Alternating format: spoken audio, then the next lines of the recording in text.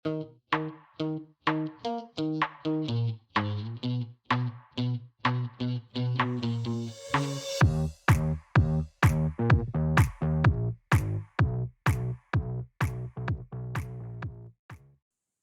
warahmatullahi wabarakatuh. Selamat siang, salam sejahtera bagi kita semua. Yang terhormat Ibu Kepala SMK Kesuma Margoyo Sopati, Ibu Titik Lestari SPD. Yang terhormat Bapak Ibu guru, peserta diskusi diseminasi budaya positif. Pertama-tama marilah kita panjatkan puji syukur kehadirat Allah Subhanahu wa taala yang mana telah melimpahkan rahmat serta hidayahnya sehingga kita bisa berkumpul pada siang hari ini dalam keadaan sehat walafiat tanpa kurang suatu apapun. Kedua kalinya sholawat serta salam senantiasa kita haturkan kepada junjungan kita Nabi Agung Muhammad Sallallahu Alaihi Wasallam yang akan kita nantikan syafaatnya besok di Yaumul Akhir. Amin Allahumma amin. Perkenankan saya di sini akan membacakan susunan acara pada siang hari ini. Yang pertama pembukaan, yang kedua sambutan dari Ibu Kepala Sekolah, yang ketiga menyanyikan lagu Indonesia Raya, yang keempat diskusi, yang kelima penutup. Untuk acara yang pertama, pembukaan, marilah kita buka acara pada pagi hari ini dengan bacaan Bismillahirrahmanirrahim bersama-sama. Bismillahirrahmanirrahim. Untuk acara yang kedua, menyanyikan lagu Indonesia Raya. Hadirin dimohon berdiri.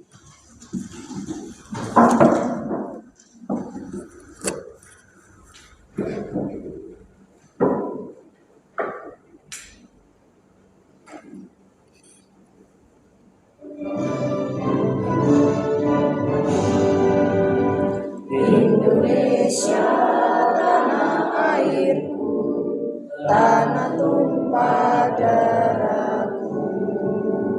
Di sanalah aku berdiri, jadi pandu ibuku.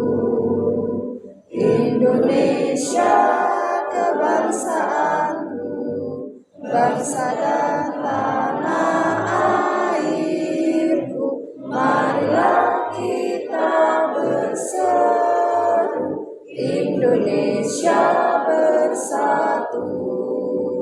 Hiduplah tanahku, hiduplah negeriku, bangsaku, rakyatku semuanya.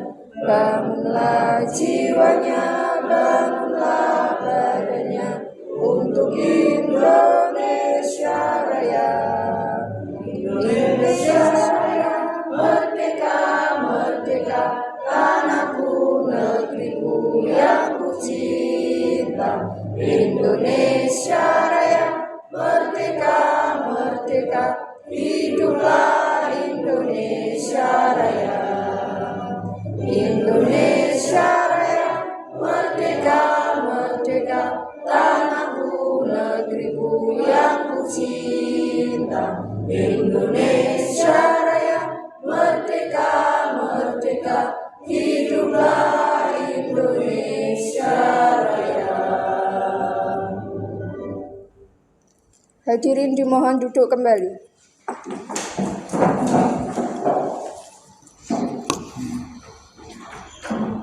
Acara yang ketiga, sambutan dari Ibu Kepala SMK Kesuma Margoyo Sopati kepada Ibu Titik Lestari, kami persilakan. Terima kasih Bu Yuni.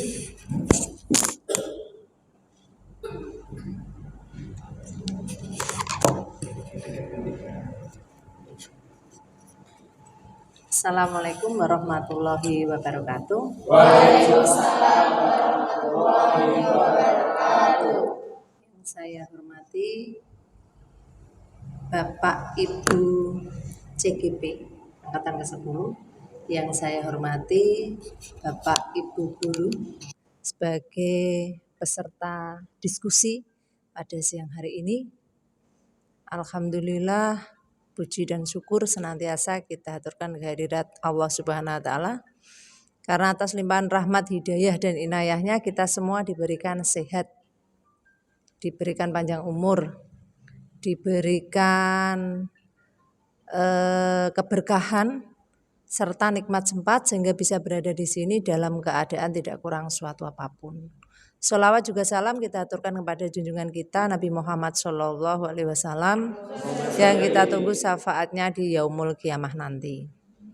Bapak Ibu yang saya hormati, terima kasih atas waktunya. Panjenengan bisa hadir di sini ngrawuhi acara kegiatan diseminasi budaya positif, salah satu program dari CGP angkatan ke-10 di mana teman kita di sini ada Pak Arif, Bu Yuli dan Bu Nia. Nah, di sini nanti dari masing-masing akan menyampaikan budaya positif itu yang seperti apa. Bapak Ibu di sini selaku teman diskusinya, silahkan nanti bisa, yang namanya diskusi itu pasti aktif dua sisi ya, di depan dan di belakang. Jadi harapannya Bapak Ibu sebagai pesertanya juga aktif terkait dengan acara diseminasi pada siang hari ini. Bapak Ibu yang saya banggakan terkait dengan kegiatan CGP, guru penggerak, memang harapannya kita sih bisa mengikuti kegiatan tersebut. Namun dalam prosesnya juga kita harus memenuhi beberapa syarat, setidaknya ini ada pelopor atau ibarat sebuah perjuangan itu ono sing babat dalan. Nek wis dapat jalannya nanti kan kita sebagai teman yang berikutnya bisa mengikuti jejaknya. Harapannya seperti itu. Nah, kira-kira Bapak Ibu yang di sini ada keinginan untuk menjadi CGP napa mboten?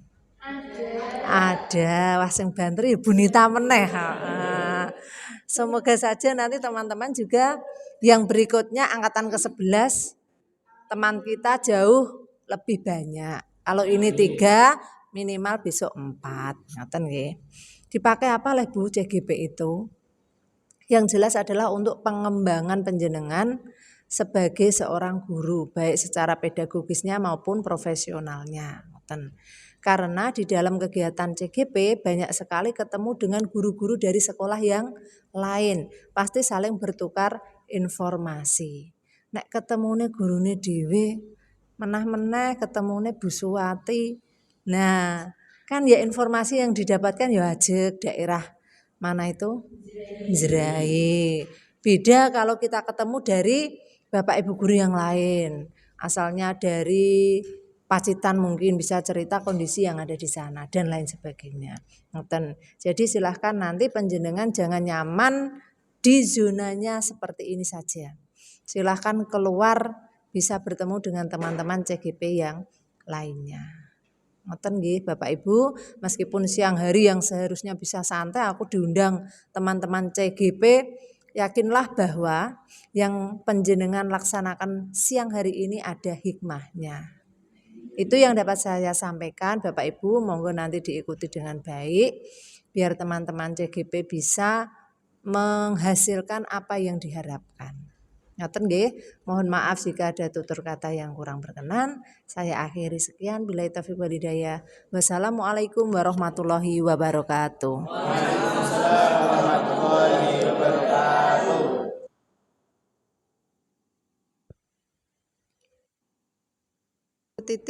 Acara yang ketiga yaitu diskusi diseminasi budaya positif yang akan dipaparkan oleh Bapak Arif Ratsman SPD. Kepada Bapak Arif kami persilahkan.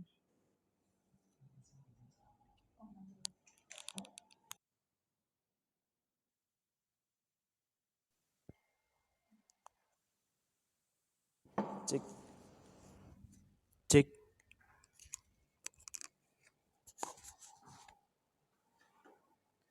Assalamualaikum warahmatullahi wabarakatuh. Yang saya hormati Ibu Titi Lestari selaku Kepala SMK Semua Margoyoso, yang saya hormati rekan-rekan semua. Alhamdulillah niki ada dari berbagai mapel dan disiplin ilmu bisa berkumpul sejenak di lab 1 dengan Ghazir walafiat. Salawat dan salam semoga tetap tercurahkan kepada Nabi kita Nabi Muhammad SAW. Semoga nanti kita termasuk umat yang mendapat syafaat dia nanti. Alhamdulillah kemarin kita sudah membuat visi dan prakasa perubahan. Hari ini kita akan diskusi budaya positif atau disiplin positif. Oke. Sebelum masuk ke sana kita cek semangat dulu nih, biar Bapak Ibu tidak ngantuk karena dia siang-siang biasanya jam ngantuk. Oke. Semangat pagi. Pagi. Luar biasa, tetap semangat. Oke. Jadi sebelum kita belajar bersama budaya positif, saya punya pretest terlebih dahulu. Nah, pretestnya seperti ini Bapak Ibu. Oke, kita simak bersama-sama. Di meja Bapak Ibu semua sudah ada kertas berwarna hijau dan pulpoin. Kepala sekolah direng. Nyontel. Ngapain kelewatan berarti. Di sini ada sebuah pohon dan beberapa animasi kartun.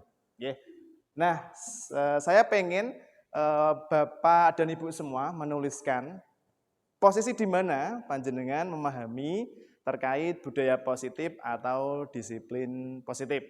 Silakan tulis saja nomor 1, posisi 6, posisi 3, seperti itu. Nanti kertasnya digunakan untuk menjawab pertanyaan yang lain. Kok misalnya Pak, saya sudah profesional, saya di nomor 20 ini, ya silakan. Berarti udah mengamalkan ketika di pembelajaran, udah bisa semua. Pak, aku lagi menyimak, oh berarti nomor 5. Pak, yang penting balaku iso Pak, aku gak masalah, oh berarti nomor 2.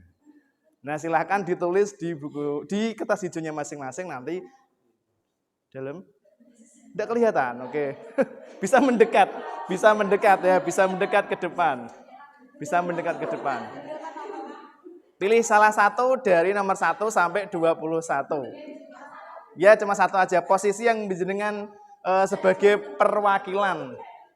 Perwakilan memahami disiplin positif seperti apa. Okay. Kalau sudah profesional berarti nomor 20.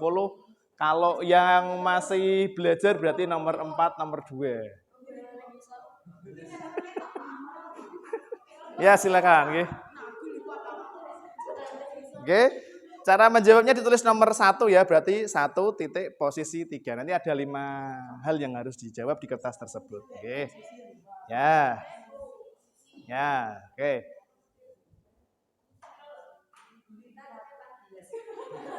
Buatan Bu nomor 5 loh. Atau ini sudah gagal paham Pak Mbah wes ora urusan Pak masalah disiplin positif mau wes tepat 14. Ya silakan ditulis posisi 7 berarti sudah level ke-3 ke-4 lah ya, sudah tengah-tengahan nggih. Sampun nggih. Nah, sampun sedaya? Sampun?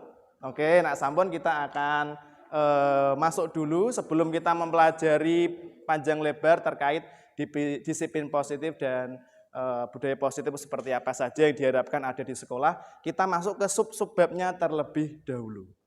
Slide selanjutnya, teori kontrol. Okay. Ya, nomor 2 ini silahkan ditulis di kertas hijau Bapak dan Ibu semua. Tulis sesuatu yang paling berharga di kertas tersebut. Ya, nomor 2.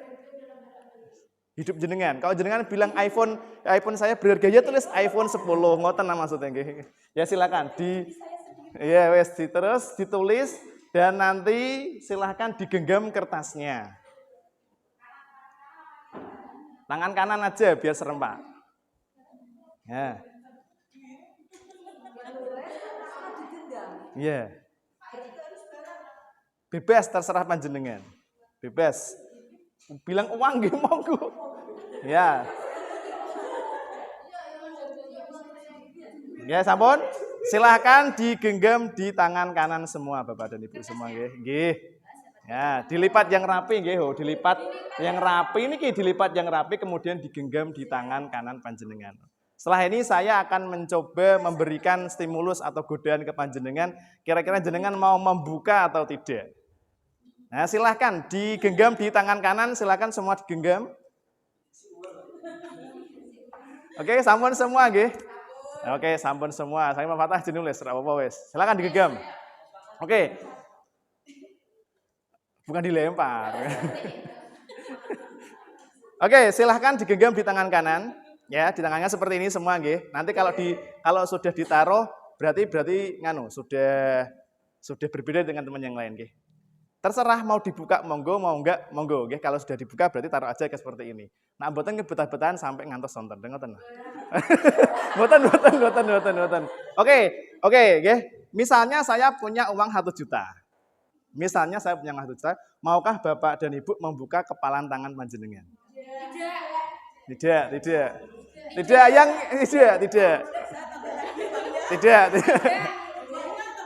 Misalnya saya punya uang 10 juta, apakah mau membuka tangannya?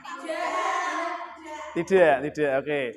Apakah jika saya sebagai seorang WKSDM, apakah Bapak dan Ibu kalau tidak membuka tangannya saya hukum mau? Berarti dibuka. Mau buka atau tidak? Tidak. Terus misalnya saya seorang pembunuh. Kalau jenengan tidak mau membuka, jenengan saya bunuh. Jenengan pilih yang mana? Jawabannya 2, membuka atau tidak? Tidak. Pak Bayu sepertinya guyu-guyu.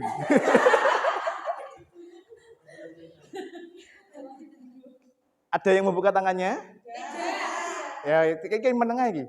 Tidak. Oke, selanjutnya, misalnya keluarga Anda ditahan seorang penculik. Anda diminta membuka tangannya atau menutup. Kalau membuka berarti keluarganya dihabisi, kalau menutup berarti dikembalikan. Milih mana? Oh, boleh. Oke, kami ulangi kalau dibuka berarti keluarganya selamat, kalau ditutup berarti penculiknya mengambil keluarga panjenengan. Pilih yang mana? Nah, ini kan godaan. Ini godaan, ya. Ya, yang sudah dibuka enggak apa-apa. Ini kan enggak harus sesuai dengan passionnya saja. Enggak perlu mengikuti temannya, enggak apa-apa, nggih. Ini kan enggak ada penilaiannya juga nanti. Sampun ada yang membuka? Ada yang menutup? Ada yang menutup semua? Menutup semua, nggih? Oke, ya. Setelah ini saya akan menjelaskan tentang teori kontrol yang dihubungkan dengan dunia pendidikan. Silakan letakkan tangan Bapak dan Ibu semua. Buka kembali tulisan hijau yang jenengan buat. Iya, serius. Ya, serius. Nah, saya akan coba menghubungkan dengan dunia pendidikan. Misalnya saya meminta Julian untuk mengerjakan tugas matematika. Julian Angga, misalnya saya meminta Julian Angga untuk mengerjakan tugas matematika dan dia tidak mengerjakan. Kemudian saya hukum untuk menulis atau meresum buku matematika 3 kali. Menurut Bapak dan Ibu, dia akan mau atau tidak? Tidak. Nah, kalau Julian, ya. Selanjutnya satu contoh lagi. Mungkin mau ya. Selanjutnya satu contoh lagi. Misalnya saya minta ketua OSIS namanya sinten nggih yang terbaru? Ya, Aldo suatu saat tidak mengerjakan tugas matematika. Saya hukum untuk menulis fungsi 3 kali lipat. Kira-kira mau atau tidak? Mau. Kenapa jenengan bilang mau, yang tadi bilang tidak?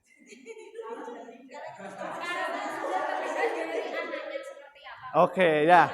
Karakter anaknya ya, sudah terlihat. Oke. Jadi sini akan saya jelaskan terkait teori kontrol, bahwasanya ilusi kita semua, bahwasanya kita bisa mengubah keyakinan orang. Termasuk saya tadi, dengan tak tawarkan tak ijoli 10 juta, tak ijoli rumah, tak ijoli SP tadi yang dari WKSDM, ternyata jenengan tidak mau. Itu berarti semua kontrol terhadap panjenengan semua ada di diri panjenengan semua. Termasuk juga siswa. Okay? Jadi kalau kita mengontrol siswa seperti ini, itu bukan semata-mata guru kuat atau guru punya wewenang untuk mengontrol siswa. Itu sebenarnya siswanya saja yang mau dikontrol oleh seorang guru. Yang tadi Mas Aldo mau mengerjakan, yang Mas Julian tidak mau mengerjakan. Alasannya kurang lebih seperti itu. Untuk teori kontrol guru. Nah, ini harapannya nanti kita implementasikan pelan-pelan ke siswa-siswi di SMK Kesuma Margoyoso. Bahwasanya memang guru tidak mempunyai kontrol terkait siswa dalam mengerjakan tugas atau apa. Cuman kita punya teori selanjutnya, stimulus dan respon. Setelah ini nanti ada. Nah, di sini kita punya teori stimulus dan teori kontrol. Kalau teori stimulus dan respon, ini ada realitas atau kebutuhan kita sama. Jadi setiap orang kita mikir sama semua. Beda kalau teori kontrol. Di sini kita semuanya berbeda-beda.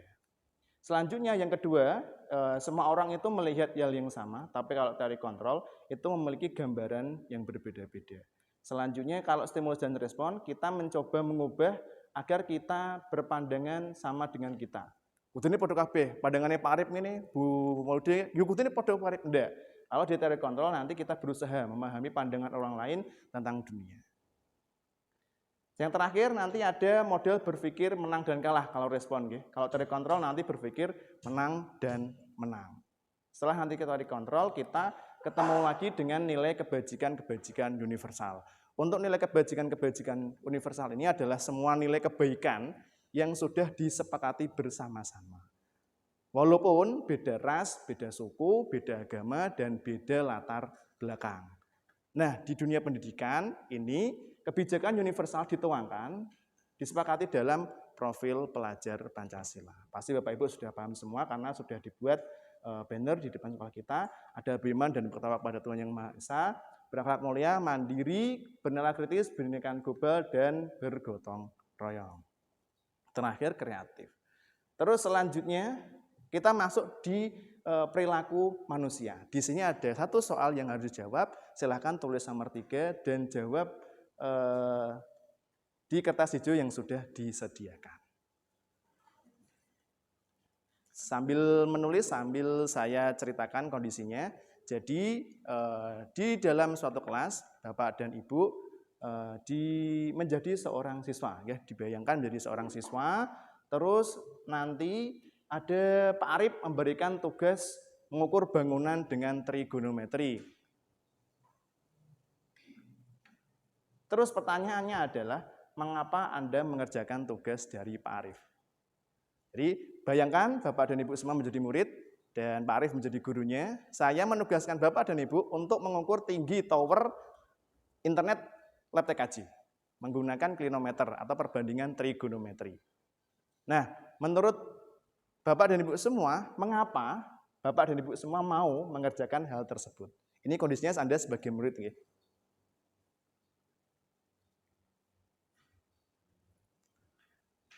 Kenapa alasannya? Nanti setelah ini saya jelaskan teorinya.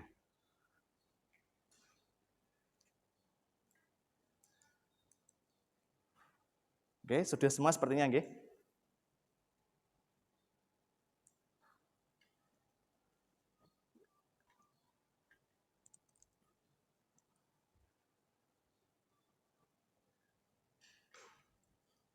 Oke, nampaknya sudah banyak yang sudah mengisi ilmu baru. Oke, mantap. Oke, jadi pada dasarnya ada beberapa teori untuk motivasi perilaku manusia. Kita simak dulu. Jadi di sini ada 3 motivasi perilaku manusia. Kita simak dulu. Yang pertama, kenapa itu manusia mau mengerjakan sesuatu? Yang pertama adalah untuk menghindari ketidaknyamanan atau hukuman. Nah, wedi dihukum Pak Arif, alasannya ngoten. Contohnya nggih anak-anak yang wedi dihukum. Nomor 2, mendapatkan imbalan atau penghargaan dari orang lain. Mendapatkan nilai.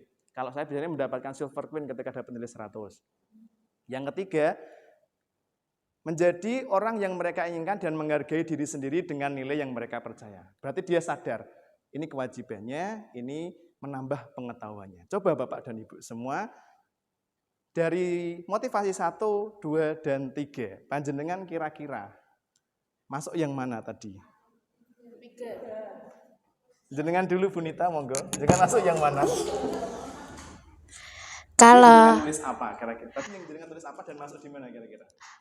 yang saya tulis adalah sadar bahwa sebagai siswa kita wajib mengerjakan tugas harus mengerjakan tugas dan kewajiban di sekolah sesuai dengan motivasi perilaku manusia yang poin ketiga. Masya Allah. Beri tepuk tangan meriah. Terima kasih. Ini kalau saya terapkan di jurnal mengajar, RPP, modul ajar, nanti jawabannya seperti itu loh ya. Ya kan ini kalau sebagai siswa, ini kan ya.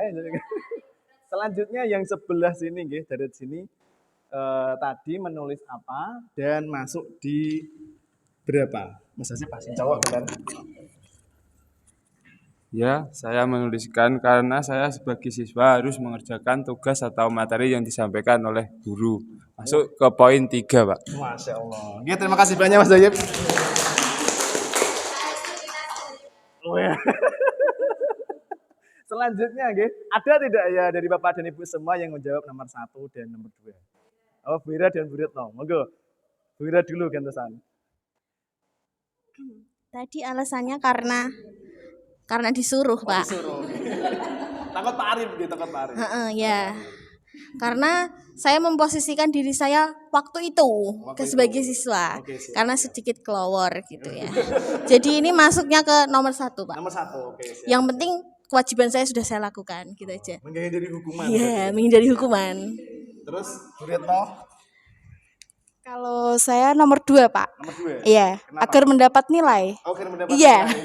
Jadi sesuai nomor 2 itu untuk mendapatkan imbalan atau penghargaan dari guru Begitu. tersebut. Oke, alhamdulillah. Jadi ada 3 motivasi nggih Bapak dan Ibu semua. Saya kira Bapak Ibu semua juga sudah bisa memahami bahwasanya memang ada orang yang memang ingin menghindari ketidaknyamanan atau menghindari hukuman.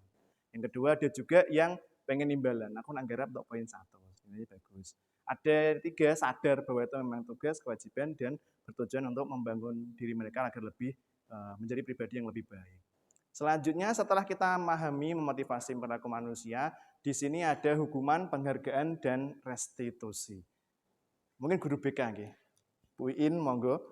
Hukuman itu apa? Penghargaan itu apa? Restitusi itu apa? Saya kok nggak tahu ya. Hukuman itu kegiatan atau suatu tindakan yang dilakukan ketika anak mungkin tidak sesuai dengan ekspektasi yang ada. Oke, siap. Penghargaan itu bisa diberikan ke individu atau orang yang mungkin melebihi ekspektasi kita. Oke, siap. Kalau restitusi apa sih? Maaf ini typo ya, jadi harusnya restitusi nggih. Restitusi, mohon maaf. Apa itu? Restitusi. Saya kok tidak tahu apa itu ya. Apa restitusi itu Pak Bayu? Saya itu bukan seperti Vicky Prasetyo itu bahasa-bahasa itu saya tidak mudah. Pakai bahasa yang lebih umum apa Pak? Iya, nanti setelah ini ada Oh gitu. Apa Pak Bayu? Kompensasi. Kompensasi berarti ganti rugi. Ganti rugi. Oh ganti rugi berarti kalau kita melakukan kesalahan Oke. terus ganti rugi gitu kan?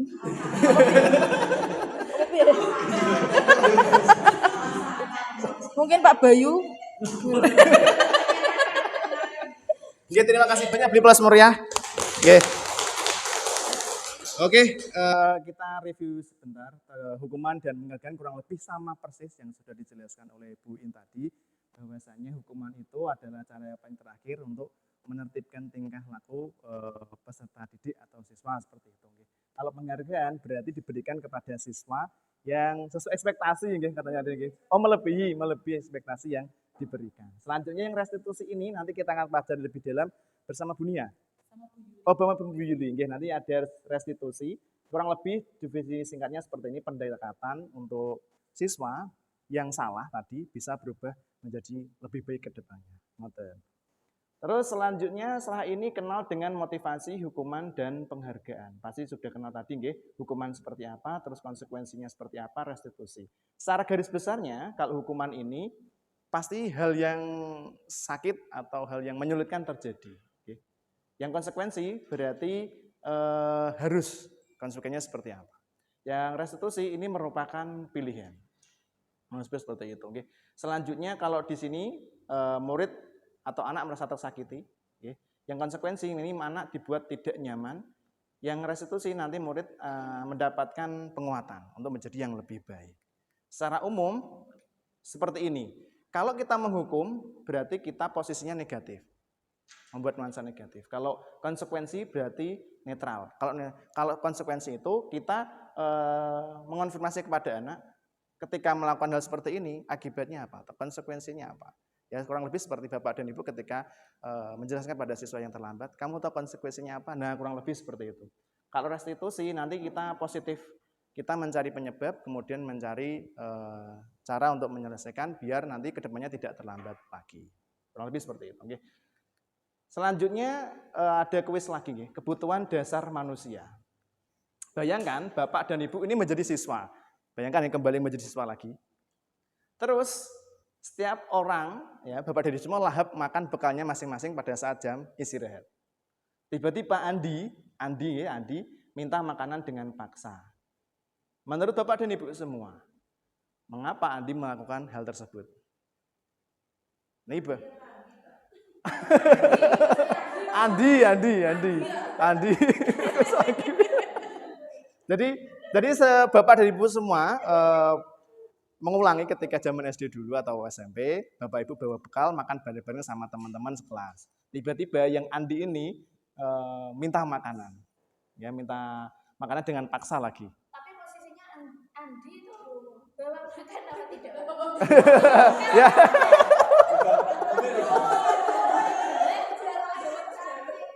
Dalam, ya kan ini kan yang ini bawa kan, ini kan minta kan, kalau minta berarti bawa. Ya, ya. Menurut jenengan itu, ya mengapa Andi melakukan hal tersebut? Anak-anak lagi pasti. Oke, silakan diisi, alasannya tidak perlu panjang-panjang lah ya. Mungkin 3 atau 4 kata.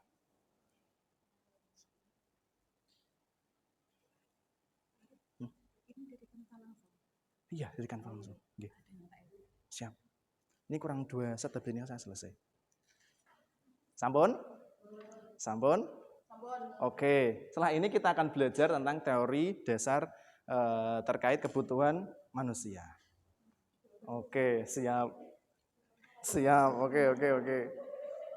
Nah, di sini secara teorinya ada 5 bagian penting dari kebutuhan dasar manusia. Pertama apa nih? Ya, bertahan hidup untuk menganut biar enggak lapar kalau. Yang kedua, kasih sayang. Yang ketiga, kebebasan. Yang keempat, kesenangan. Yang kelima, kemaslahatan. Oke. Jadi 5 kebutuhan dasar ini bisa kita kelompokkan untuk menganalisis siswa kita yang kemungkinan tidak sesuai dengan harapan kita. Pada contoh yang tadi, Andi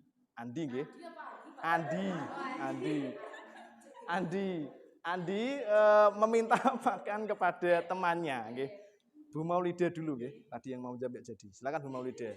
Anda nulis apa dan kira-kira masuk yang mana Bu Maulida yang 1 sampai 5? Kalau saya nulisnya itu karena Andi tadi kepengen lauknya temennya itu, maka Masa iya?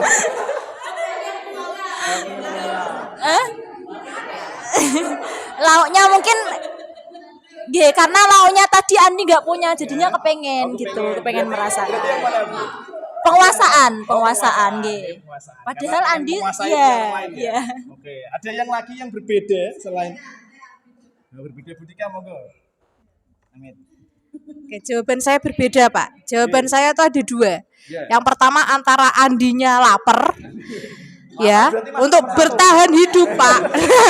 Dia bertahan hidupnya dengan cara meminta makanan. Contohnya ada di depan kita, Pak Bayu Kusuma. Seperti itu biasanya ya. Yang kedua, sudah wataknya Andi yang rese, ngoten. Nggih. Jadi dia bawa bekal atau tidak mesti ngurek-ngurek kacane, ngoten. Bertahan hidup dan Menguasai, nggih, ngoten. Selanjutnya ada lagi yang berbeda, satu lagi. Sama semua nih. Oh, Budika Ibu Ira, monggo Bu Ira. Bu Ira.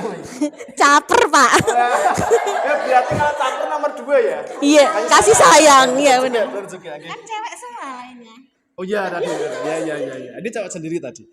Oke, siap. Terima kasih banyak. Jadi 5 kebutuhan dasar ini kita bisa menggunakannya untuk menganalisis siswa kita yang punya masalah. Oke. Selanjutnya ada pertanyaan nomor 5. Agak panjang. Nah, nomor 5 ini contoh kasus ketika di dunia pendidikan atau ketika Bapak dan Ibu sedang mengajar di kelas. Menurut Bapak dan Ibu, Fajar nih, Fajar. Kebutuhan apa yang diperlukan oleh Fajar? Perlu dibacakan? Ya, saya bacakan. Ibu Dani sedang mengajar pelajaran bahasa Inggris di papan tulis. Namun beliau memperhatikan Fajar malah tiduran dan acuh tak acuh pada pelajarannya. Fajar, coba jawab pertanyaan nomor 3. Maju ke depan dan kerjakan di papan tulis. Fajar pun tampak malas-malasan maju ke depan. Dan sesampai di depan pun Fajar tidak menulis. Fajar pun terdiam terpaku sambil memegang buku bahasa Inggris dan memainkan spidol di tangannya. Ayo Fajar, jangan tidur-tiduran. Lain kali perhatikan, sudah sana duduk kembali. Kira-kira siapa yang bisa? Nah, Ibu melempar ke forum ya. Fajar pun kembali ke duduk di bangkunya. Hal seperti ini sudah sering terjadi berkali-kali pada Fajar. Seperti tidak memperhatikan, acuh tak acuh, dan nilainya pun tidak terlalu baik dalam mata pelajaran bahasa Inggris. Nah, silakan Bapak dan Ibu tulis kebutuhan apa yang diperlukan oleh Fajar. Oh iya, saya tambahi. Jangan, nanti ditempelkan. Nggih. Ini tak tambah, nggih. Bagi Bapak dan Ibu yang sudah selesai, silahkan ditempel kertas plano pertama sambil saya baca satu persatu nanti. Nggih.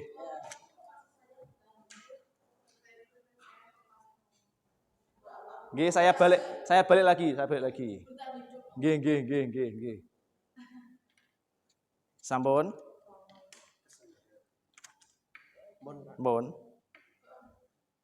Oke. Bagi Bapak dan Ibu yang sudah mengisi,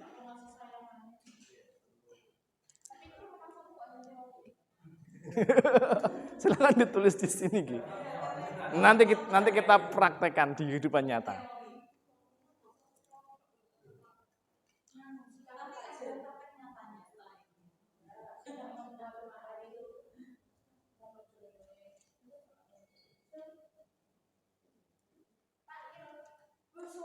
Dalam.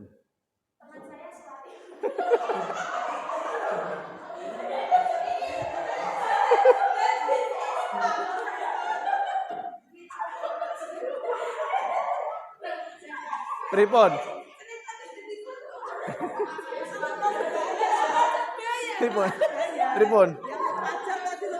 Iya, Fajar. Silakan. Yang sudah bisa ditempelkan di nomor 1, nggih, yang tengah nanti Bunia sama Bu Yuli yang paling belakang. Sambil saya baca karena waktunya sudah mepet ternyata. Bisa nitip, bisa jalan-jalan sendiri, monggo.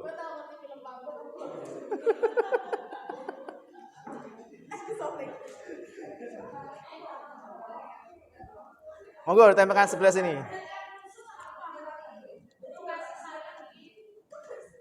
Nempel Ramas?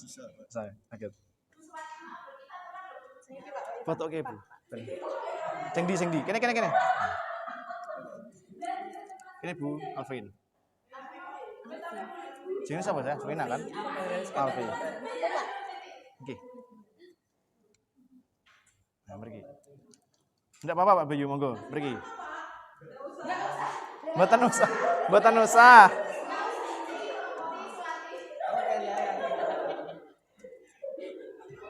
Pergi.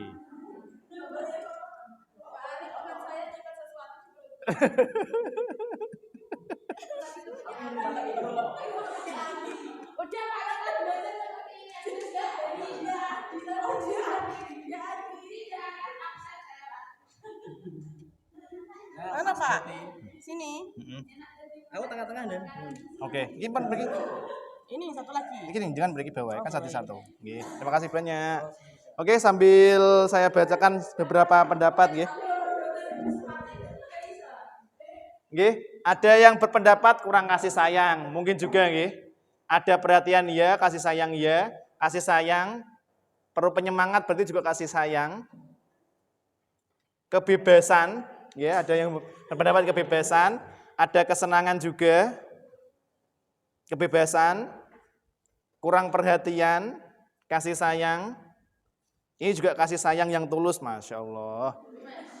Oke, terima kasih banyak. Jadi Bapak Ibu kurang lebih sudah bisa mengetahui 5 kebutuhan dasar manusia. Nanti kita bisa gunakan dan aplikasikan ke kehidupan nyata ketika Bapak dan Ibu mengajar. Kurang lebih nanti setelah ini nanti ada tayangan terkait aplikasinya ketika di pembelajaran.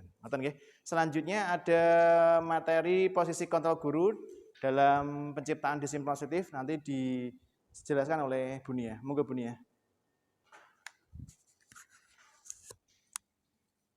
Yang ini dihidupkan ketika ada audiennya. Iya. Siap. Terima kasih Pak Arif, saya melanjutkan. Coba kita cek semangatnya, semangat pagi. Pagi. Luar biasa, tetap semangat. Ya, tepuk tangan buat kita semua. Oke, terima kasih untuk di sore hari ini masih semangat sekali Bapak Ibu Guru. Kita lanjut ke posisi kontrol guru dalam menciptakan disiplin positif. Nah, coba di sini ada beberapa gambaran ya. Posisi kontrol guru. Nah, kita sebagai guru memiliki 5 posisi kontrol. Yang pertama sebagai penghukum, yang kedua sebagai pembuat merasa bersalah, yang ketiga sebagai teman, yang keempat sebagai pemantau, yang terakhir kita sebagai manajer. Pasti ini kita lakukan setiap kita mengajar di kelas, salah satunya mungkin ada yang pernah dilakukan. Coba sekarang saya juga sepertinya sama seperti Pak Arif tadi menulis di kertas untuk posisi kontrol apa yang sering kita lakukan untuk siswa ngoten. Bebas. Warna kuning. Kuning aja. Ini, Pak bantu bagikan. Ya. Oke.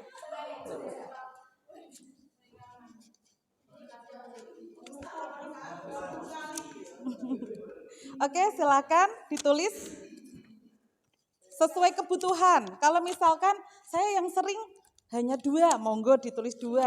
5-5-nya boleh sekali.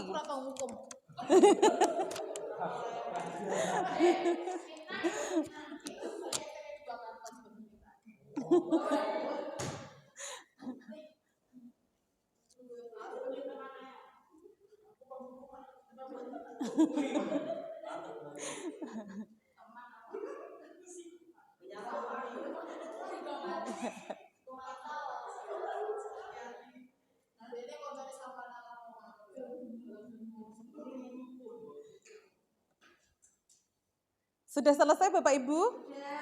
Sudah. Ya, sambil menunggu temannya yang lain, baru 1.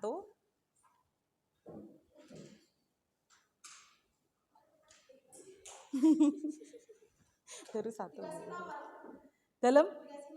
Boleh, nggih diparingi nomor 1 penghukum, kedua pembuat rasa bersalah, yang ketiga sebagai teman, yang keempat pemantau, yang terakhir manajer.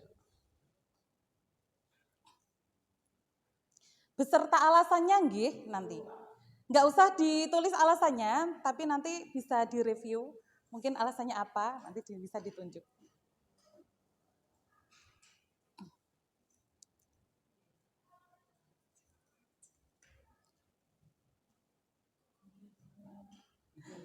Oke, sampun? Oke, ada yang mau mengemukakan pendapatnya, Bapak Ibu? Monggo, Bapak Bayu. Oh, 7 saja, ya, monggo. Monggo, Bapak Bayu. Baik, terima kasih Bu Nia untuk posisi kontrol guru. Saya lebih ke manajer aja, karena manajer artinya kan yang mengatur ya. Mulai dari ngukum ya kadang ngukum, membuat rasa bersalah ya tetap itu wajib, karena dari rasa bersalah juga siswa artinya nanti punya kesadaran untuk memperbaiki. Terus sebagai teman juga karena tetap siswa itu dalam posisi yang harus didengarkan seperti teman sendiri. Terus sebagai pemantau juga mengamati setiap gerak-gerik perkembangan mereka, atau istilahnya sebagai yang selalu, siapa lagi yang bisa mengamati dalam kondisi di sekolah kalau enggak gurunya kan gitu. Ya, jadi saya pilih nomor berapa yang manajer, posisi manajer. Oh iya, luar biasa sekali. Tepuk tangan buat Pak Bayu. Terima kasih. Untuk selanjutnya, monggo, mungkin dari Ibu Putri. Ya, terima kasih. Kalau saya sebagai teman dan pembuat merasa bersalah. Nggih. Alasan saya sebagai teman adalah saya sendiri seorang guru BK nggih. Seorang guru BK itu harus menjadi seorang teman, sahabat untuk siswa supaya mendapat informasi yang akurat dari seorang anak. Terus membuat merasa bersalah itu jika ada suatu kasus anak itu harus dikonseling dulu ya. Anak itu merasa bersalah tidak dengan kasus tersebut. Kalau dia sudah merasa bersalah dia mesti akan mengakui dan taubat. Ngoten nggih. Terima kasih. Ya, super sekali, tepuk tangan buat Bu Putri. Yeay, Putri. Nggih, terima kasih. Selanjutnya yaitu, nah tadi yang pertama adalah sebagai penghukum. Nah, pertama itu penghukum posisi kontrol ini masih diterapkan beberapa guru nggih. Nah, dengan anggapan hukuman itu bisa mempercepat penyelesaian masalah tanpa memikirkan dampak buruknya yang ditimbulkan. Nah, hukuman ini yang diberikan berupa fisik maupun verbal. Hukuman fisik biasanya disuruh lari, muter, terus push up dan lain-lain. Nah, penghukum ini biasanya memakai nada suara lebih tinggi, bahasa tubuhnya bisa dengan melotot, jari menunjuk atau menghardik ya. Ini terlambat lagi, pasti terlambat lagi. Nah, selalu datang terlambat. Nah, dengan kata-kata seperti itu ini ada beberapa contoh nggih guru dalam menerapkan posisi menghukum. Nah, itu ada coba patuhi aturan saya atau awas kamu. Nah, kamu selalu saja salah. Nah, pasti selalu yang terakhir selesai kamu itu. Nah, guru seperti itu senantiasa percaya hanya ada satu cara agar pembelajarannya itu berhasil, yaitu dengan cara menghukum. Nah, ini hasil dari posisi kita yang menghukum, dari posisi kontrolnya, kita menghukum itu menghasilkan kemungkinan murid itu bisa marah, bisa dendam atau bersifat lebih agresif. Bisa jadi sesudah kembali diduduk, murid tersebut akan mencoret-coret bukunya, kadang mencoret-coret bangku atau meja. Nah, itu. Lebih buruknya lagi, kadang sepulang sekolah, murid melihat motor atau mobil bapak ibu gurunya, itu bisa menggores kendaraan tersebut dengan paku. Nah, itu ya. Nah, itu selanjutnya. Oke, yang kedua yaitu pembuat merasa bersalah. Ya. Nah, di sini pembuat merasa bersalah itu dengan suara memelas, lebih halus, lebih sedih. Nah, bahasa tubuhnya biasanya lebih merapat atau gandeng siswa tersebut. Nah, itu. Nah, contohnya seperti ini. Adi, kamu ini bagaimana ya? Kamu sudah berjanji dengan ibu tidak akan terlambat lagi. Kamu kenapa ya? Senang sekali mengecewakan ibu. Ibu benar-benar kecewa sekali. Nah, bagaimana perasaan murid bisa ditegur seperti cara ini? Nah, mungkin dia lebih halus. Nah, di sini pembuat rasa bersalah, nah guru dapat melakukan dengan beberapa hal atau cara. Yang pertama, guru berkata kepada murid yang tidak mengerjakan tugas, apakah kamu tahu bahwa kamu telah mengecewakan orang tua dan gurumu? Yang kedua, contoh lagi, guru meminta murid dengan mencontek saat ulangan itu menulis surat permintaan maaf kepada orang tua dan gurunya. Itu salah satu contoh pembuat merasa bersalah. Yang ketiga, guru meminta murid dengan berkelahi dengan temannya untuk menuliskan perenungan tentang akibat dari perbuatannya. Nah, yang dihasilkan dari posisi kontrol kita sebagai pembuat merasa bersalah, murid akan lebih merasa bersalah. Setelah mengecewakan ibu dan bapak gurunya, murid akan merasa menjadi orang yang gagal dalam gagal dan tidak sanggup membahagiakan orang lain. Mungkin dia kurang pede, seperti itu yang akan ditimbulkan. Nah, seperti murid dengan guru penghukum itu, murid bisa menumpahkan amarahnya walaupun dengan cara negatif. Murid tertekan seperti inilah yang tiba-tiba bisa meletus amarahnya dan bisa menyakiti dirinya sendiri atau orang lain. Biasanya sikap tersebut itu dimiliki anak yang memiliki sifat introvert seperti itu. Terus yang ketiga yaitu sebagai teman. Nah, guru pada posisi ini tidak akan menyakiti murid. Nah, Namun akan tetap berupaya mengontrol murid melalui persuasi. Posisi teman pada guru bisa negatif dan positif, itu ada dampak negatif dan positif. Di dalam dampak positif ini berupa hubungan baik yang terjalin antara guru dan murid dengan teman. Nah, mungkin kalau kita posisi jadi temannya, suaranya akan lebih ramah, lebih akrab, diajak bercanda dengan bahasa tubuh biasanya lebih merangkul atau merapat pada murid, nggih, mata dan senyum. Nah, seperti itu. Nah, contohnya di sini, Adi, ayolah, bagaimana sih kamu? Kemarin kamu sudah janji ke Bapak, bukan? Kenapa terlambat lagi? Itu seperti tadi ya yang masih masuk di kalimat pembuat merasa bersalah. Nah, ini sebagai teman, tapi ngobrol lebih ngobrolnya lebih santai seperti itu. Nah, di sini posisi menjadi teman, hasilnya murid akan merasa lebih senang dan akrab dengan guru. Nah, ini termasuk dampak hal yang positif. Hanya saja di sisi negatif murid menjadi tergantung pada guru tersebut. Bila ada masalah, dia merasa bisa mengandalkan guru tersebut untuk membantunya.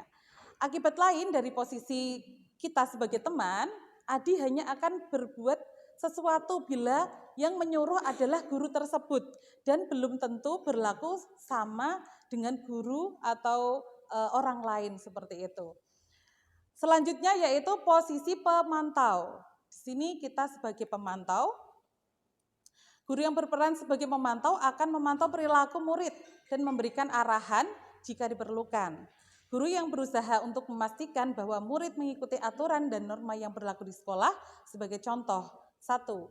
Guru berkeliling kelas saat pelajaran berlangsung. Nah, biasanya ini dilakukan guru BK, STP, nah itu ya. Yang kedua, guru menegur murid yang berbicara saat jam pembelajaran berlangsung. Yang ketiga, guru mengingatkan murid untuk mengenakan seragam sekolah yang lengkap. Nah, itu kita sebagai pemantau, kita mantau. Seorang pemantau sangat mengandalkan perhitungan catatan, mungkin dicatat kalau ada anak yang kurang lengkap atributnya bisa dicatat. Nah, itu sebagai pemantau. Nah, di sini ada hasil, Pak Arif, sinyalnya seperti ini.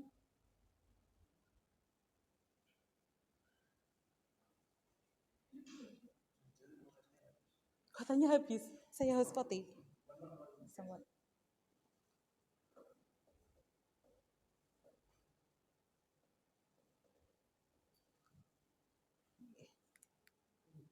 Ya. Hasil dari posisi kita sebagai pemantau, murid memahami konsekuensi yang harus dijalankan karena telah melanggar salah satu peraturan sekolah. Guru tidak menunjukkan suatu emosi yang berlebihan, menjadi marah atau membuat merasa bersalah. Murid tetap dibuat tidak nyaman, yaitu dengan harus tinggal kelas pada waktu jam istirahat dan mengerjakan tugas. Guru tetap harus memantau murid pada saat mengerjakan tugas di jam istirahat karena murid tidak bisa ditinggal seorang diri. Mungkin kalau ditinggal dia tidak akan mengerjakan. Nah, yang terakhir yaitu sebagai manajer. Nah, yang sudah diutarakan Pak Bayu tadi nggih.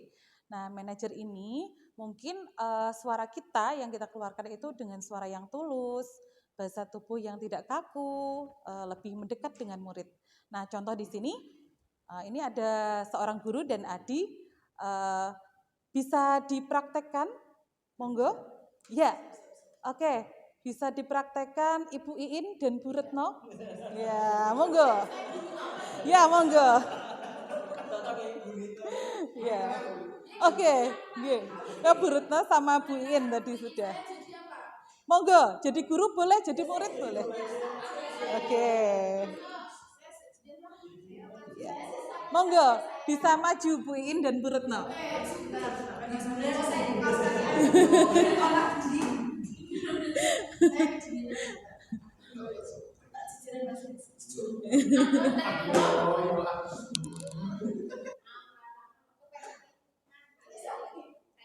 Menunggu Bu Iin memakai kaos kaki dulu. Oke, Bu Iin sebagai guru, Bu Retno sebagai murid. Monggo bisa membawa mic. Satu-satu, Bu. Jadi guru yang baik ya. Adi. Ya, Jo Adi. Blockingnya. Ya Retno, sana lo, kamu sana lo.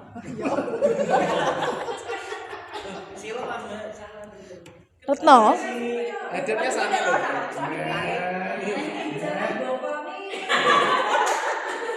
Tripod Bu.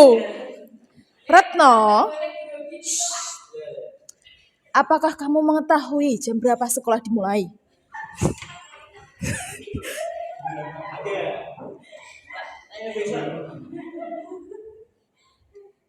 Hai, Retno, jawab.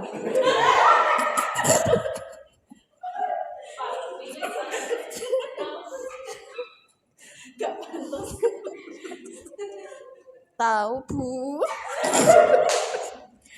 Jam 7. Iya, jadi kamu terlambat.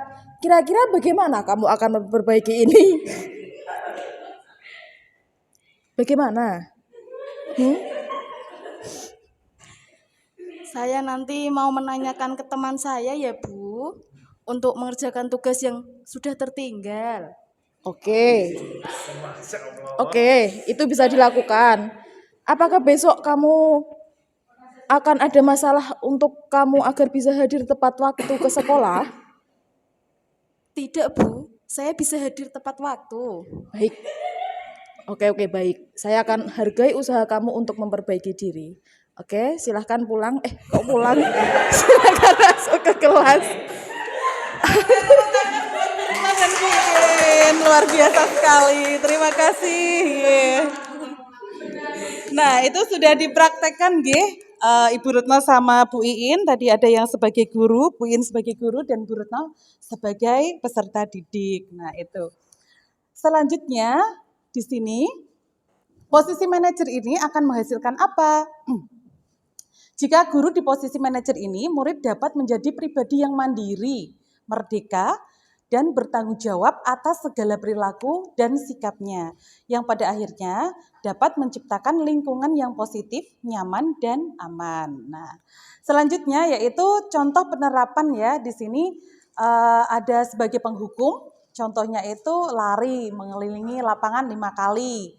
Pembuat merasa bersalah, nah itu dengan kata-kata tadi ya, kamu tidak kasihan dengan orang tuamu, pasti mereka kecewa jika tahu kamu sering terlambat. Nah, jika sebagai teman, ayolah bantu Bapak patuhi peraturan sekolah. Tidak sulit kok. Besok jangan terlambat lagi ya. Nah, itu kita sebagai teman. Sebagai pemantau, kamu sudah terlambat masuk kelas. Kamu tahu kan konsekuensinya? Jadi silakan ke ruang BK untuk meminta surat izin masuk. Nah, sebagai manajer, kamu tahu kenapa saya panggil di sini? Nah, kenapa kamu melakukannya? Bagaimana cara memperbaikinya? Nah, itu kita posisi sebagai manajer.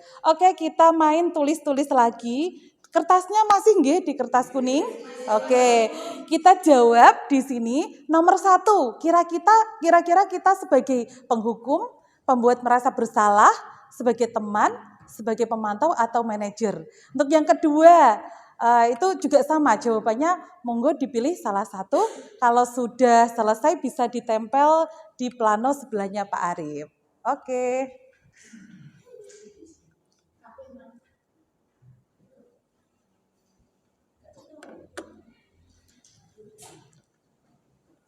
Boten jelas? Oke, saya bacakan. Untuk nomor 1,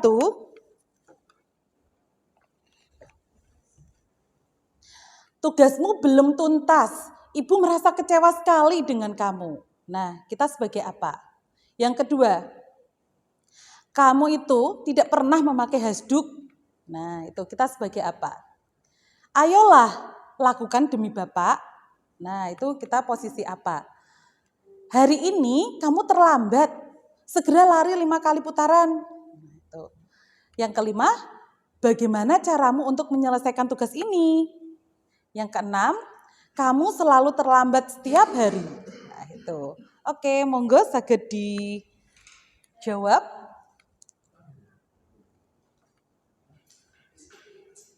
Dalam masih 1 materi. Saya percepat. Yang sudah bisa langsung ditempel.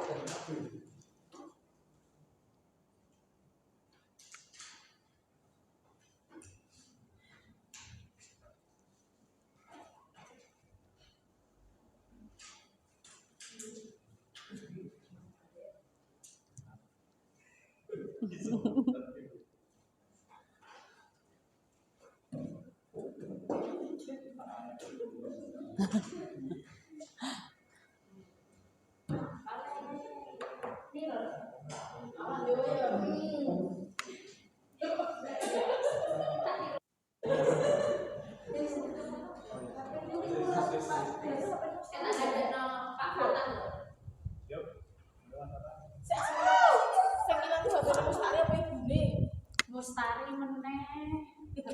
Ibune dikawin Mustari.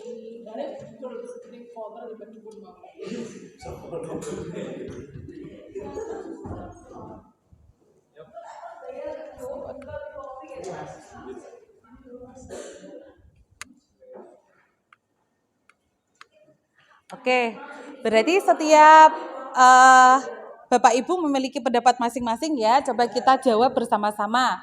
Nomor 1, tugasmu belum tuntas. Ibu merasa kecewa sekali dengan kamu. Kita sebagai apa?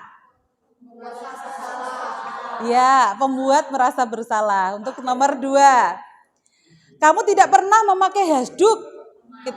Pemantau, betul sekali. Yang ketiga, ayolah lakukan demi Bapak. Kita sebagai teman. Betul. Yang keempat, Bu In sebagai apa? Tadi? Enggak, yang ketiga. Katanya beda. Oh, lupa. Oke, Bu. Enggak jelas, kurang jelas. Untuk yang keempat, bagaimana caramu untuk menyelesaikan tugas ini? Kita sebagai apa? Manajer. Iya. Gimana? Oh iya, belum. Hari ini kamu terlambat, segera lari 5 putaran sebagai apa? Penghukum, betul sekali. Yang kelima, bagaimana caramu untuk menyelesaikan tugas ini? Manajer. Yang keenam, terakhir, kamu selalu terlambat setiap hari. Pemantau. Tepuk tangan buat kita semua, luar biasa ya. Kita berarti sudah itu ya, sudah menguasai nggih, posisi kontrol. Nah, di sini ada video. Kita simak bersama.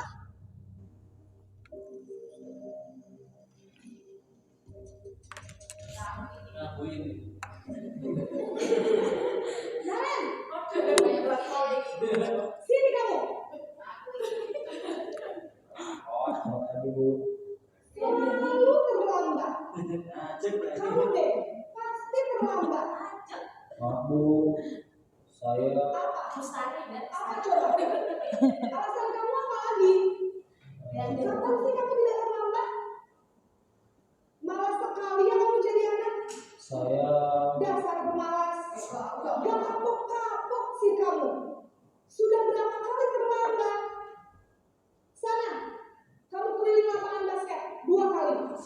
kenapa saya harus keliling lapangan basket Bu? Kenapa? Kamu melawan ibu.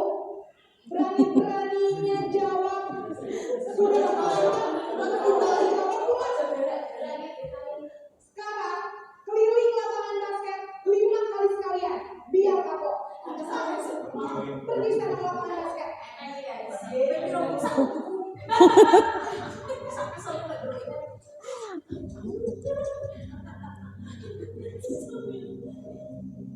Ya, sepertinya sudah ya. Nah, kira-kira yang kita lihat tadi, kita sebagai apa? Penghukum ya, oke. Kita langsung saja masuk ke dalam keyakinan kelas. Untuk menciptakan disiplin positif ini, kita ada keyakinan kelas. Nah, di sini ada pertanyaan pemantik. Kenapa kita memakai helm saat bepergian naik motor? Coba ini bisa dijawab. Yang kedua, kenapa kita harus mandi setiap hari?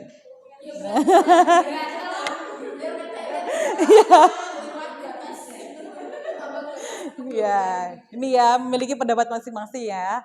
Nah, kemudian di sini yang pertama ini menjawab pertanyaan tadi ya. Yang pertama, nilai-nilai keselamatan dan kebersihan inilah yang kita sebut sebagai suatu keyakinan. yaitu nilai-nilai kebajikan universal yang disepakati secara tersirat dan tersurat lepas dari latar belakang suku, negara, bahasa, maupun agama.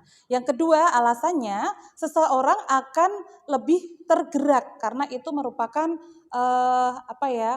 kebutuhan mereka. Nah, yang ketiga, dan semangat untuk menjalankan keyakinannya daripada hanya sekedar mengikuti serangkaian peraturan tertulis tanpa makna. Nah, di sini keyakinan kelas, next aja. Ya, keyakinan kelas yaitu mencakup apa saja? Yang pertama ada penghargaan terhadap keberagaman. Yang kedua yaitu menghargai pendapat dan kontribusi. Yang keempat, empati dan penghargaan. Oh, yang ketiga ya. Yang keempat yaitu kerjasama dan kolaborasi.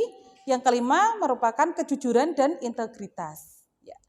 Keyakinan kelas ini mencakup juga ada tanggung jawab, pembelajaran aktif, penghargaan dan dorongan, ya, kesejahteraan emosional, dan kesetaraan dan keadilan. Nah, ini bagaimana sih caranya membuat keyakinan kelas? Ya. Yang pertama yaitu curah pendapat dengan peserta didik. Ya. Nah, pendapat peserta didik ini bagaimana kita sepakati dalam kelas tersebut. Yang kedua, menuliskan hasil curah pendapat. Ya. Yang ketiga, menyusun hasil curah pendapat dengan kalimat positif. Yang keempat, meninjau ulang hasil curah pendapat. Yang kelima, menentukan nilai-nilai kebajikan atau keyakinan. Yang keenam, menandatangani hasil keyakinan kelas. Keyakinan kelas bisa dilekatkan di dinding kelas, mudah dilihat semua warga kelas. Jadi semua satu kelas itu tahu dan semua setuju. Nah, di sini ada beberapa curah pendapat pembuatan keyakinan kelas.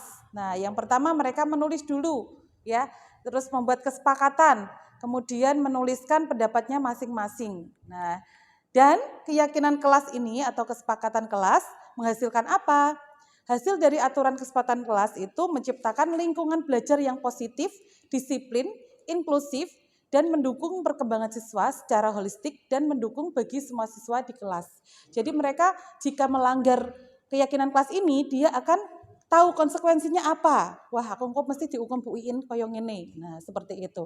Jadi dia akan takut jika melanggar. Nah, di sini. Oke, terima kasih itu dari saya. Nanti materi selanjutnya akan disampaikan Ibu Yuli. Monggo Ibu Yuli.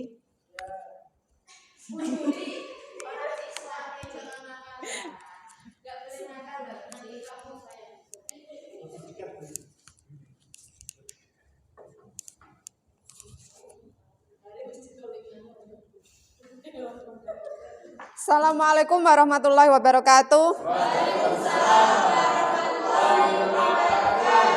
Masih semangat ya? Ini sesi terakhir. Kita akan membahas segitiga restitusi yang tadi sudah sedikit dijelaskan oleh Pak Arif kaitannya tentang restitusi.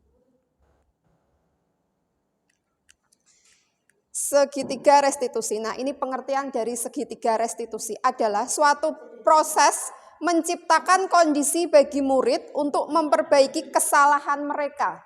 Sehingga mereka bisa kembali pada kelompok mereka dengan karakter yang lebih kuat. Ini pernyataan dari Gosen 2004 dalam LMS Guru Penggerak Modul 1.4 Budaya Positif. Nah, saya mau tanya sebelumnya, Bapak Ibu kalau misalkan mendapatkan siswa yang berbuat salah, apa yang Bapak Ibu lakukan? Misalkan nih, ada satu siswa, ya Zulian Angga. Misalkan Zulian Angga datang terlambat ke kelas. Misalkan terlambatnya itu lebih dari 30 menit. Apa yang Bapak Ibu lakukan? Cari wali kelasnya. Ada yang bisa memberikan pendapat? Mungkin Bu Iin? Ya, tak kasih pendapat. Ini posisinya Zulian Angga saya belum tahu dia ya, tidak seperti yang sekarang ya. Yang jelas pertama saya akan bertanya kepada dia. Iya, bertanya. Pendekatan dulu, Okay. Kenapa terlambat, ada apa, ada kendala apa, ada masalah apa, kok sampai 30 menit datang ke sekolah. Iya. Nah, setelah ada jawaban dari dia, baru kita gali lebih lanjut. Apakah saya serahkan ke BK, atau saya serahkan ke wali kelas, atau saya suruh untuk duduk kembali ke kelas. Begitu. Terima kasih. Oke. Terima kasih jawaban Bu Iin sesuai dengan segitiga restitusi. Ya.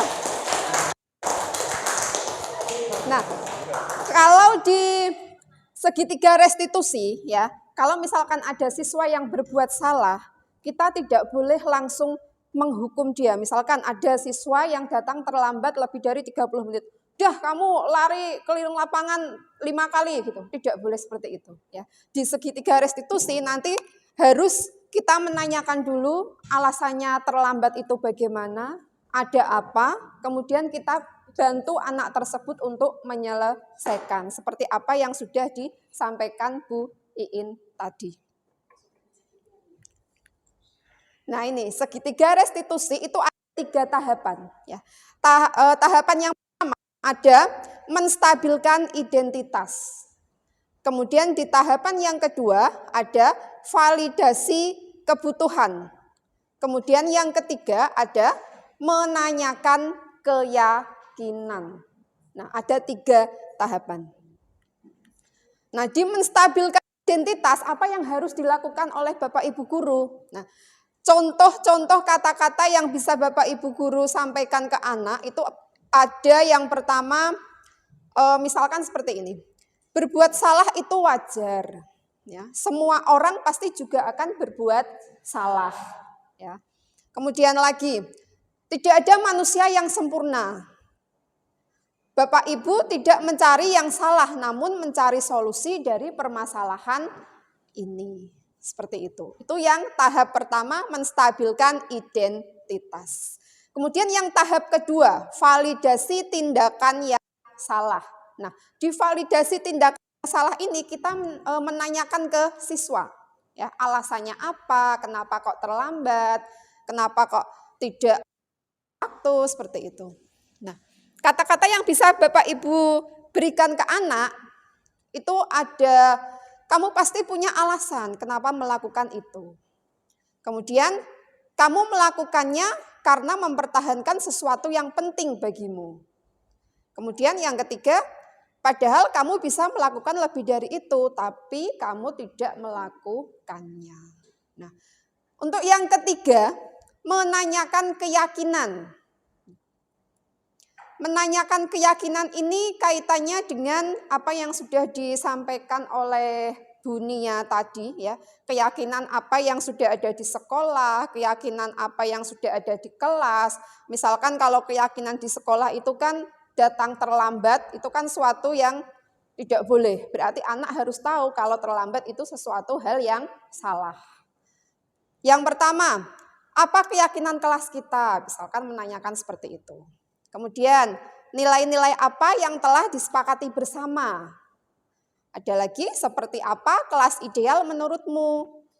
Kamu ingin jadi orang yang seperti apa? Nah, itu tahapan-tahapan dari segitiga restitusi. Dan saya yakin Bapak Ibu Guru pasti juga sudah pernah melaksanakan segitiga restitusi ini ketika di dalam kelas. Nah, kita lanjut ke disiplin positif. Disiplin positif itu apa? Suatu pendekatan yang dirancang untuk mengembangkan murid menjadi pribadi dan anggota komunitas yang bertanggung jawab, penuh hormat, dan kritis. Tujuan disiplin positif itu apa? Ya, yang pertama itu ada meningkatkan kesadaran murid dan membentuk karakter murid. Dalam penerapannya di sekolah, guru itu bisa membuat kesepakatan bersama dengan murid, ya, karena guru ingin membuat murid terlibat dan bertanggung jawab dalam menjalankan kedisiplinan. Seperti itu. Ada lagi, sebagai seorang pendidik, tujuannya adalah menuntun murid untuk memiliki disiplin diri, sehingga mereka bisa berperilaku yang mengacu pada nilai-nilai kebajikan universal, seperti apa yang sudah disampaikan oleh Pak Arif tadi, dan memiliki motivasi intrinsik bukan ekstrinsik. Nah, disiplin positif itu ada banyak ya. Ini menurut teori kontrol atau teori pilihan Dr. William Glasser, seperti yang sudah dijelaskan oleh Pak Arif dan Bu Nia tadi. Disiplin positif itu ada teori motivasi, ada nilai-nilai kebajikan universal, ada keyakinan kelas, ada 5 posisi kontrol guru, ada segitiga restitusi, ada 5 kebutuhan dasar manusia. Dan itu tadi sudah dijelaskan oleh Bu Nia dan Pak Arif. Kesimpulannya, dalam penerapan program disiplin positif, hendaknya guru memiliki standar kepribadian, profesional, dan sosial yang baik, di mana guru mampu berefleksi pada posisi kontrolnya saat ini. Bagaimana perjalanan dirinya sebagai seorang manajer yang menuntun murid menjadi insan yang mandiri, merdeka, dan bertanggung jawab. Intinya itu, oke, Bapak Ibu.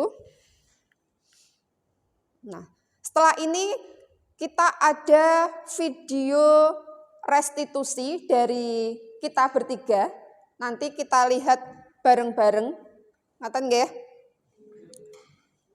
Ini langsung saja apa? Langsung ya, Pak. Ini ada segitiga restitusi dari Ibu Nia.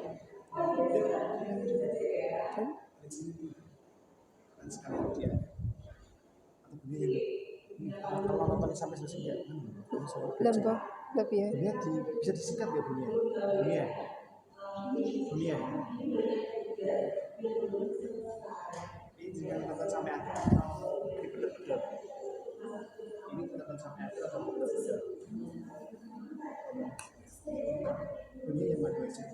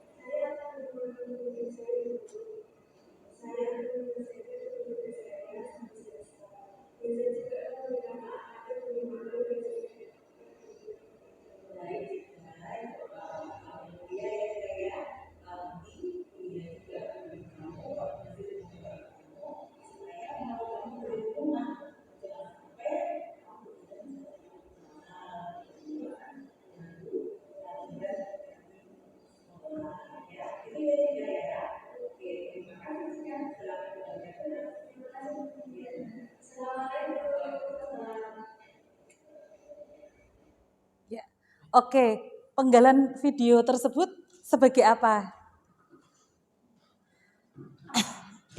Apa? Kita sebagai posisi kontrolnya sebagai apa? Restitusi tadinya. Merasa bersalah bisa masuk. Terus sebagai apa lagi? Manajer, ya betul sekali. Nah di sini lanjut yaitu ada refleksi. Mungkin refleksinya nggak perlu.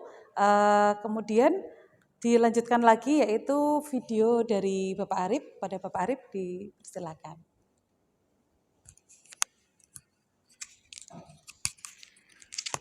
Oke, terima kasih banyak Bapak dan Ibu semua.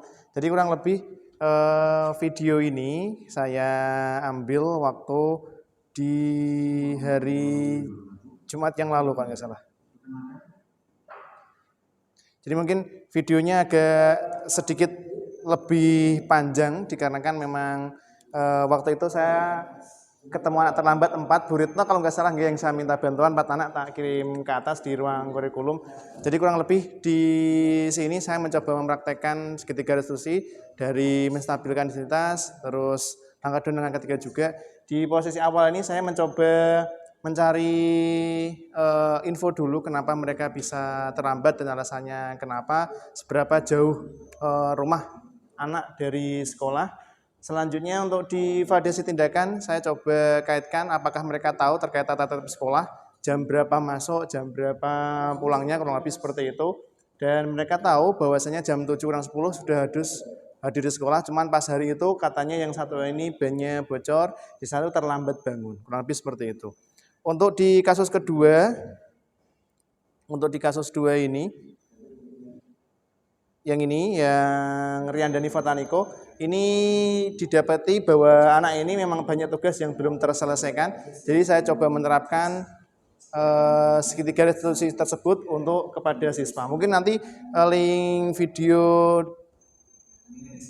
terkait video restitusi ini saya share di grup biar nanti Bapak dan Ibu bisa menyimak. Kurang lebih anak ini bisa menjawab seluruh pertanyaan yang saya berikan, cuman memang belum ada perbaikan yang signifikan sampai hari ini. Memang anaknya tadi ketemu saya juga anaknya belum tuntas sehingga belum bisa ujian. Entah besok atau mungkin hari Rabu saya tak coba ketemu anak ini lagi, progresnya seperti apa, kita bimbing bareng-bareng biar nanti lebih baik. Untuk 4 anak sama 1 anak ini memang kita butuh treatment lebih biar anak-anak bisa naik kelas seperti yang diharapkan orang tuanya. Terus selanjutnya kebanyakan dari siswa itu memang alasannya ini bangunnya kesiangan sehingga anak-anak berangkat datang sekolahnya terlambat. Terus selanjutnya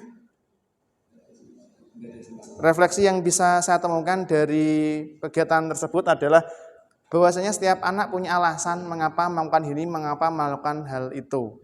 Jadi menurut saya mungkin hukuman itu cocok untuk bagi siswa yang mungkin sudah over. Memang sudah diajak ngobrol tidak mau, diajak menyelesaikan masalah nggak mau, mungkin cocok. Cuman beberapa anak memang ada yang trauma dihukum. Dia mending tidak berangkat daripada berangkat terlambat. Mungkin itu yang temuan dari saya ketika mempraktekkan segitiga restitusi. Selanjutnya ada dari Bu Yuli, monggo Bu Yuli.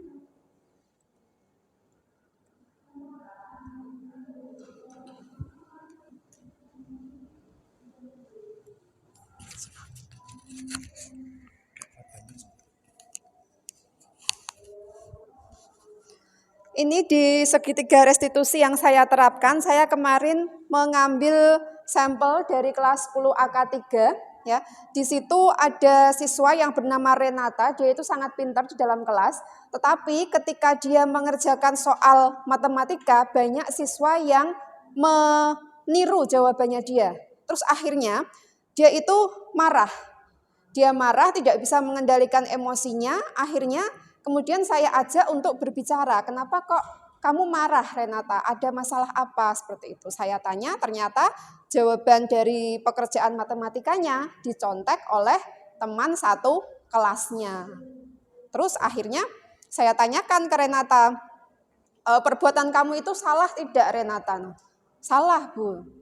Nah setelah itu Renata mau memperbaiki dari kesalahannya tersebut.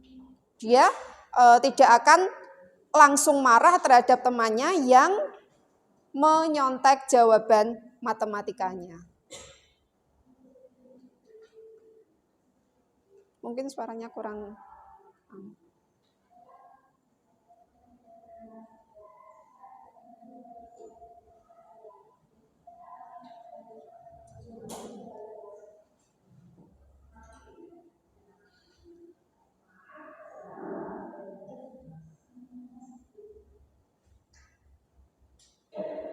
Nah ini ada testimoninya dari Renata.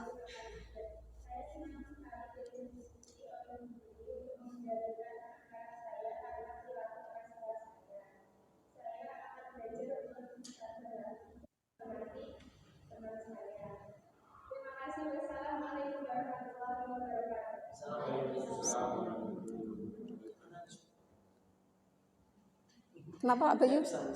Habis nangis enggak? Iya, mungkin terharu. Oke, terima kasih. Itu tadi paparan materi dari kita, saya, Pak Arif dan Bunia. Sampun, apa ada? Sesi selanjutnya ada tanya jawab, mungkin ada yang ditanyakan dari Bapak Ibu terkait yang tadi sudah kita paparkan. Monggo, kalau ada pertanyaan.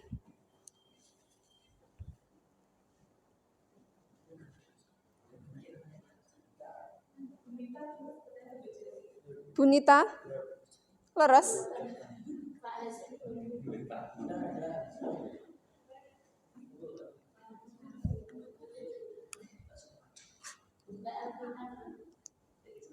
Mbak Alvina mau tanya.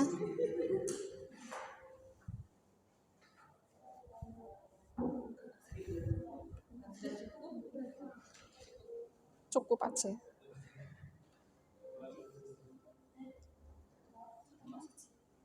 Monggo. Bu Dika.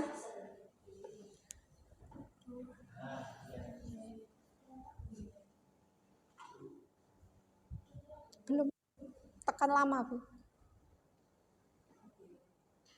Oke, terima kasih atas waktunya Bu Yuli. Saya mau tanya, kalau saya sebagai seorang guru hanya mempunyai dua, sebagai penghukum dan pemberi rasa bersalah saja, apakah saya berdosa? Karena memang kondisi siswa saya yang saya ajar itu tidak bisa diajak untuk berteman, Bu Yuli dan Pak Arif dan Bunia. Mohon pencerahannya. Bagaimana jika kita menjadi seorang guru hanya mempunyai dua aspek tadi ya Pak. Yang pertama sebagai penghukum dan yang kedua sebagai pemberi rasa bersalah. Bukan karena saya psikopat, tapi karena memang anak-anak itu tidak bisa diajak untuk berteman. Begitu. Dalam penghukum dan pemberi rasa bersalah. Ya. Begitu Pak. Mohon pencerahannya ya Pak. Karena kalau kita sekali memberi hati ke mereka untuk menjadikan mereka sebagai teman, mereka akan lebih power lagi untuk ngeyelnya. Begitu. Terima kasih. Selamat siang Bu Dika. Terima kasih Bu atas pertanyaannya. Mungkin bisa dijawab oleh Bu Nia.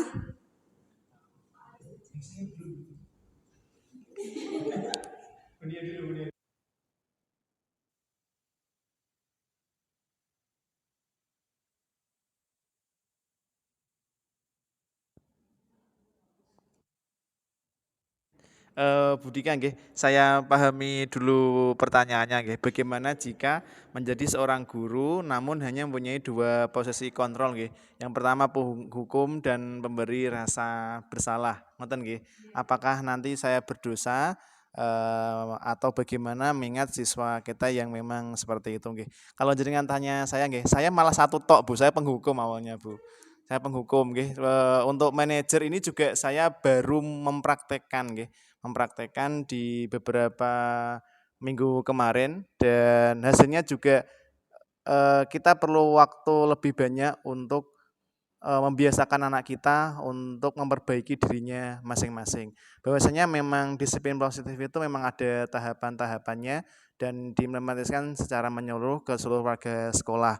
Dan itu tidak seperti jenengan tumbas gorengan nggih, tumbas 5.000 terus bariku diparingi gorengan boten nggih. Kita nanam hari ini mungkin ya hasilnya besok atau besoknya lagi dan itu butuh waktu yang panjang. Menurut saya Budi nggih minimal kita sudah tahu dan mau mencoba dulu Budi nggih. Tidak semua siswa itu nakal. Nanti suatu saat jenengan nggih menemukan siswa-siswa yang rajin seperti Pak Bayu, rajin sholat zuhur, sholat asar berjamaah di masjid. Nanti juga jenengan akan menemukan siswa yang seperti Nila di 12 TAV dulu yang sergap berangkat sekolah. Nanti juga seperti itu Budi Kanggih bahwasanya memang siswa mempunyai karakter yang berbeda-beda Dan kemungkinan di SMK kita juga nanti kedepannya juga lebih baik, KPDB juga sudah menerapkan seleksi, sehingga harapannya Bapak dan Ibu yang mengajar di kelas juga lebih enak. Harapannya nanti beberapa tahun pelajaran yang akan datang, Bapak dan Ibu semua dan siswa sudah menerapkan posisi manajer, harapannya tidak stuck di penghukum saja atau memberi rasa bersalah. Jadi harapannya naik menjadi lebih baik. Ngoten nggih. Apakah jenengan berdosa atau tidak? Menurut saya nggih itu kuasa Tuhan nggih yang menjawab nggih. Saya sebagai manusia biasa nggih tidak bisa menjawab nggih. Karena menurut saya nggih ada memang disiplinnya itu dipaksakan. Seperti saya dulu ndak sholat di umur kelas 5 SD berapa tahun? 9 lah ya, 9, 8 tahun itu juga pernah disabeti karena subuhnya telat. Jadi seperti itu nggih. Jadi mungkin memang orang tua cara mendidik kita zaman dahulu juga seperti itu. Ngoten Budi Kangge, semoga bisa menjawab. Mungkin kalau ada Buni atau Bu Yudi tambahan kami persilakan. Semoga.